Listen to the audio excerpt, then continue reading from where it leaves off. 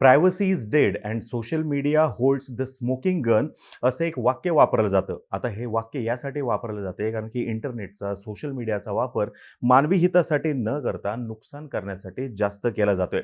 तुम्हाला खूप साऱ्या जणांना महाराष्ट्र नॅचरल गॅस लिमिटेडच्या नावाने आलेला फोन कॉल असेल, अननोन नंबरवरून आलेला व्हिडिओ कॉल असेल किंवा तुमच्या नावाचं पार्सल आलेलं आहे आणि त्याच्यामध्ये अंमली पदार्थ सापडलेले आहेत असा आलेला कॉल असेल. अशा या वेगवेगळ्या आयडिया वापरून फोन केले जातात आणि आपण ट्रॅप झालो की आपल्या अकाउंटमधून पैसे गायब होतात.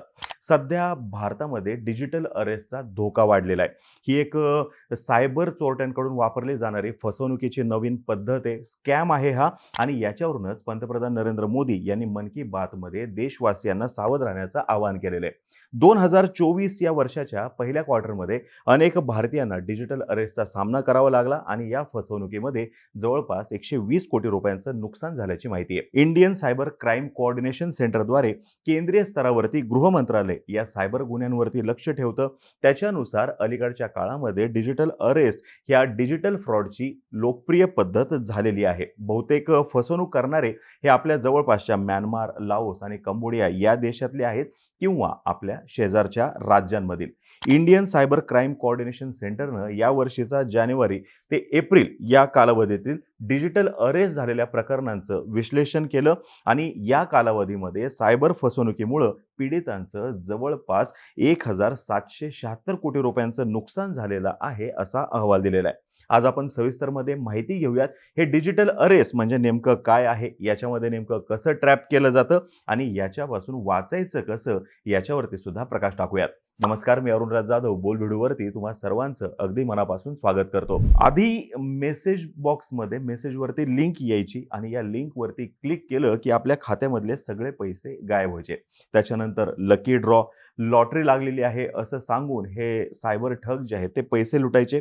पण आता थेट डिजिटल अरेस्ट करायचे प्रकार सुरू झालेले आहेत आणि याच्यामध्ये अनेक उद्योजक, प्रसिद्ध व्यक्ती, राजकारणी यासोबतच सरकारी अधिकारी जे आहेत ते फसले जात आहेत. काही दिवसांपूर्वी वर्धमान ग्रुपचे चेअरमन आणि पद्मभूषण SP ओसवाल हे असेच सायबर ठगांच्या जाळ्यामध्ये अडकले होते आणि त्याच्यामध्ये 7 कोटी रुपये ते गमावून बसलेले आहेत. हा प्रकार आपल्या सोबत सुद्धा होऊ शकतो, म्हणून हा व्हिडिओ. डिजिटल अरेस्ट हा सायबर गुन्हेगारीचा एक नवीन प्रकार आहे. अटक करण्याची जशी प्रक्रिया असते म्हणजे त्याच्यामध्ये बघा, पोलीस येतात आणि त्याच्यानंतर त्या व्यक्तीला सोबत घेऊन जातात, पोलीस कोठडीमध्ये ठेवलं जातं आणि ही आपली रेग्युलर पद्धत. पण डिजिटल अरेस्ट हा एक फ्रॉड आहे. याच्यामध्ये हे फ्रॉड करणारे तुम्हाला काही दिवस तुम्ही जिथे आहात तिथेच अरेस्ट करून ठेवू शकतात. म्हणजे ही एक मानसिक अरेस्ट करण्याची पद्धत आहे. सायबर ठग काय करतात तर तुम्हाला व्हिडिओ कॉल करतात, तुम्हाला पोलीस असल्याचं किंवा CBI अधिकारी असल्याचं किंवा EDचे अधिकारी असल्याचं सांगतात, तुम्हाला कॉलवरून माहिती देतात आणि नंतर धमकवायला सुरुवात करतात. यासोबतच तुम्हाला एक पार्सल आलेलं आहे पण त्याच्यामध्ये ड्रग्ज सापडलेलं आहे किंवा तुमचं कुठल्या तरी मनी लॉन्ड्रिंगच्या प्रकरणामध्ये नाव आहे किंवा कुठल्या तरी गंभीर गुन्ह्यामध्ये तुमचं नाव आहे आणि आता आम्ही तुम्हाला अटक करणार आहोत असं ते सांगतात. तुम्हाला घाबरवल्यानंतर त्यांचा पुढचा टप्पा असा असतो की जर का हा व्हिडिओ कॉल तुम्ही कट केला तर आम्ही तुम्हाला तिथं येऊन अटक करू आणि तुरुंगात टाकू. हा सर्व घटनाक्रम इतका वेगाने होतो की कोणत्याही व्यक्तीला नेमकं काय चालू आहे हे कळत नाही, काय करायला पाहिजे, काय रिॲक्शन द्यायची हे सुद्धा कळत नाही. आणि महत्त्वाचं म्हणजे कॉल केलेल्या व्यक्ती या पोलीस ठाणे, EDचं ऑफिस, CBIचं ऑफिस इथून बोलत असल्याचं तुम्हाला दिसतं. खरं तर त्यांनी तो तसा सेट त्या ठिकाणी बनवलेला असतो. त्याच्यामुळं सगळ्यांची अशी धारणा होते की हे खरोखरच अधिकारी आहेत आणि हे ऑफिसमधून बोलतायत आणि हे आपल्याला खरोखरच अटक करू शकतात. आता सगळेजण घाबरतात याच्यानंतर आणि घाबरल्यानंतर पुढच्या सगळ्या गोष्टी ज्या आहेत त्या अगदी सफाईदारपणे केल्या जातात. तुम्ही ह्याच्यामध्ये अडकले की परत सुटणार नाही. तुम्हाला इतके वर्ष तुरुंगवास होऊ शकतो आणि मग हे सगळं तुम्हाला सांगितल्यानंतर घाबरल्यानंतर याच्यातून तुम्हाला बाहेर काढण्यासाठी मग ते पैशांची मागणी करतात आणि मग अलगदपणे उद्योजक, व्यावसायिक, अधिकारी याच्यामध्ये अडकलेले आहेत. तशी उदाहरणं समोर सुद्धा येत आहेत. आता जर का तुम्हाला अशा पद्धतीचा काही कॉल आला तर तुम्ही निश्चितपणे तुमच्या जवळच्या पोलीस स्टेशनमध्ये तशी तक्रार करू शकता. पण इज्जतीचा विषय असल्यामुळं कोणीही अशा पद्धतीची तक्रार करायला जात नाही, कारण की तिथं आपलं नाव येऊ शकतं. म्हणजेच काय तर खोट्या माहितीच्या आधारे लोकांना विविध मार्गांनी इथं धमकावलं जातं. खूप सारे जण इथं घाबरतात, बळी पडतात आणि मग इथे या खोट्या निर्माण केलेल्या समस्येतून वाचण्याच्या बदल्यामध्ये मोठी रक्कम जी आहे ती तिथं दिली जाते. अशा परिस्थितीमध्ये भरपूर वेळा लोकांचं शहाणपण जे आहे ते हरवलं जातं आणि आर्थिक नुकसान होतं आणि म्हणून ही डिजिटल अरेस्ट जी आहे याची चर्चा मोठ्या प्रमाणात होत असते. कोणतीही अटक ही कायद्यातील तरतुदी, न्यायालयांनी वेळोवेळी घालून दिलेली मार्गदर्शक तत्व याच्यानुसारच करावी लागते. परराज्यातील किंवा बाहेरच्या शहरातील पोलिसांना जर का आपल्याला अटक करायची असेल तर आपण जिथे राहतो त्या हद्दीतील स्थानिक पोलिसांना लेखी स्वरूपात कळवणं आणि त्या कामी त्यांची मदत घेणं आवश्यक असतं. डिजिटल अरेस्ट या नवीन प्रकारच्या सायबर गुन्ह्यामध्ये असं काहीही होत नाही. एक गोष्ट लक्षात घ्या की डिजिटल अरेस्ट या प्रकारची कोणतीही संकल्पना आजच्या दिवशी भारतातील प्रचलित कायद्यानुसार अस्तित्वात नाही. हा पूर्णपणे स्कॅम आहे. डिजिटल अरेस्ट हा सायबर गुन्हेगारांनी निर्माण केलेला एक छळ आहे, मानसिक छळ किंवा मानसिक फसवणूक आहे. यात व्यक्तीला विविध गुन्ह्यामध्ये त्याचा सहभाग असल्याचं भासवून त्याला भीतीपोटी मानसिक बंधक असल्याचा भास निर्माण केला जातो आणि अशा पद्धतीने या डिजिटल अरेस्टचं आपण विश्लेषण करू शकतो. इथे व्यक्तीला शारीरिकदृष्ट्या अटक केलेली नसते, पण त्याच्यावरती ज्या पद्धतीचे आरोप केले जातात किंवा जे काही एकूण स्टोरी तयार केली जाते याच्यामुळे ती व्यक्ती मानसिक दबावाखाली येते आणि स्वतःला मानसिक बंधनामध्ये अडकवून ठेवते. आता या परिस्थितीचाच फायदा घेऊन हे गुन्हेगार त्या व्यक्तीकडून पैसे जे आहेत ते उकळतात आणि हे गुन्हे प्रामुख्याने वरिष्ठ नागरिकांच्या बाबतीमध्ये जास्त होताना दिसून येत आहेत. हे सर्व घडतंय कशापोटी तर भीतीपोटी घडतंय हे लक्षात घ्या. यामुळेच पंतप्रधान महोदयांनी या विषयाला हात घातलेला आहे. प्रत्येक युगामध्ये देशासमोर आव्हानं आलेली आहेत आणि त्या आव्हानांना आपण यशस्वीपणे तोंड दिलेलं आहे आणि सध्याच्या काळामध्ये डिजिटल अरेस्ट हा चिंतेचा विषय बनल्याचं पंतप्रधान नरेंद्र मोदी यांनी मन की बात या कार्यक्रमामध्ये बोलताना सांगितले. डिजिटल अरेस्टच्या माध्यमातून मोठ्या प्रमाणात घोटाळे होत आहेत, लोकांची फसवणूक होती आणि म्हणूनच पंतप्रधान नरेंद्र मोदी म्हणतात की डिजिटल अरेस्टच्या कारनाम्यात गुंतलेले लोक फोनवरती असं काही वातावरण तयार करतात की आपण घाबरून जातो. हे करा, ते करा, अन्यथा अटक केली जाईल अशी भीती घातली जाते. मात्र ही शुद्ध फसवणूक असते हे लक्षात ठेवा.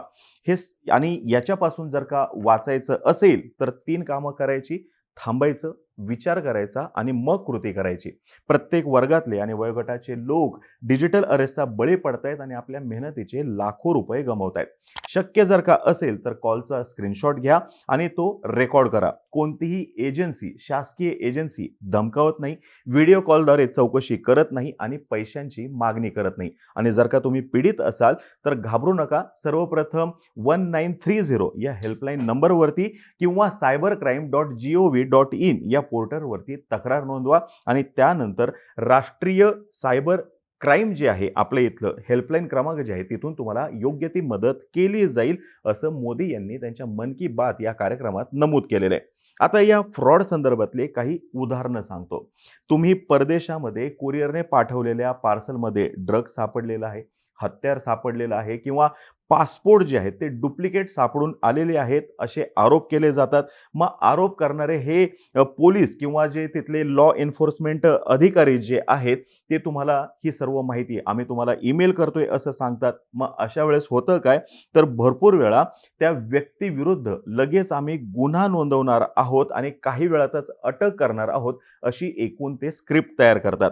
मग ती व्यक्ती जी आहे ह्या एकूण प्रकारामुळे घाबरून जाते आणि अटक कशी टाळता येईल अशी विचारणा करते. मग तो ट्रॅपमध्ये अडकला की त्याच्याकडून पैसे उकळले जातात. अजून एक प्रकार ह्याच्यामध्ये केला जातो म्हणजे भरपूर वेळा होतं काय तर अल्पवयीन मुला-मुलींचे अश्लील फोटो किंवा व्हिडिओ तुम्ही पाहिल्याचे आरोप केले जातात. तसा व्हिडिओ कॉल सुद्धा खूप साऱ्या जणांना येतो. मग त्यांना पुढे जी आहे धमकी दिली जाते, कायदेशीर कारवाई करणार आहोत असं भासवलं जातं, आता अटक करणार आहोत असं भासवलं जातं आणि मग त्या घाबरलेल्या व्यक्तीकडून पैसे उकळले जातात. या ठिकाणी इज्जतीला घाबरून भरपूर वेळा व्यक्तींचा बळी जातो. यासोबतच महाराष्ट्र नॅशनल गॅस लिमिटेड MNGLच्या नावाने सुद्धा कॉल येतो.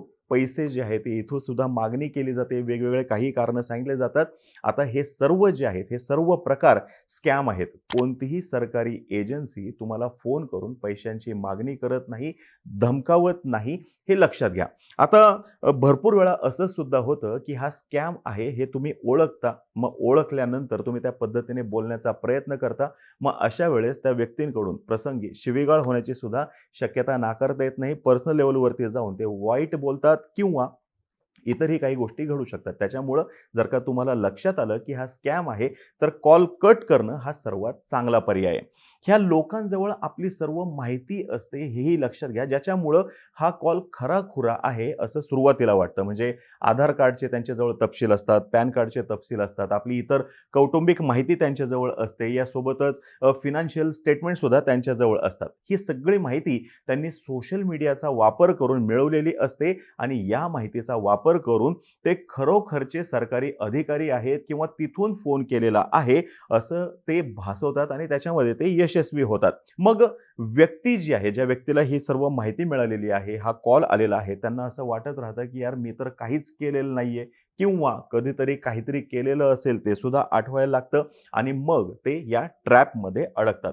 जर का कोणी अशा ट्रॅपमध्ये अडकलेलं असेल, असे आरोप जर का झालेले असतील, तर सर्वप्रथम आपल्या घरातले लोक, आपले नातेवाईक किंवा मित्रमंडळी यांच्यासोबत चर्चा करणं आवश्यक आहे, ज्याच्यामुळं या विनाकारणच्या भीतीतून बाहेर पडण्यास तुम्हाला निश्चितपणे मदत होऊ शकते.